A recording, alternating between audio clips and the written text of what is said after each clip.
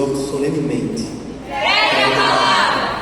É com esse imperativo que Paulo inicia suas últimas palavras ao seu filho na fé, Timóteo. Essa é a sua segunda carta ao jovem pregador e possui um valor histórico sem precedentes. Afinal, além de ser uma convocação solene ao ministério e por isso contém sagradas lições para qualquer cristão vocacional, trata-se também da última carta paulina que temos registro.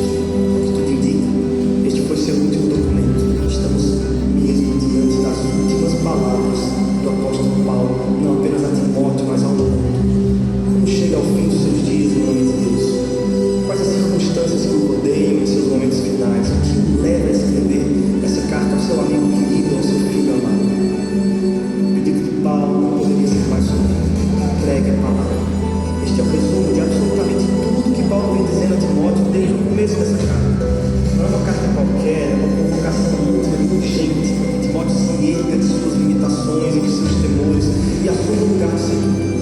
Uma vez que Paulo está mesmo chegando ao fim de sua jornada ministerial, é hora do jovem Timóteo se erguer com ainda maior compromisso e valentia. Paulo diz: se lembrar das lágrimas sinceras de Timóteo, da fé não fingida que ele recebeu de bom grado e acolheu no peito por meio da fala de sua mãe e de sua avó Lloyd.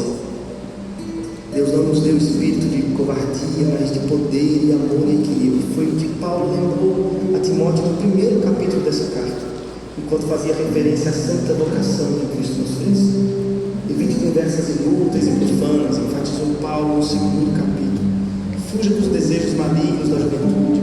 No capítulo 3, Paulo se recusa em esconder de seu discípulo a face escura do ministério e diz sem medo: todos os que desejam viver piedosamente em Cristo serão perseguidos. Tu, porém, permaneça nas coisas que aprendeu por meio das Escrituras. Pregue as Escrituras. Esse é um mandamento tão solene que as testemunhas convocadas diante das quais Paulo ordena a Timóteo que pregue são Deus e Cristo Jesus. Alguns já haviam questionado o ministério do jovem Timóteo, mas não era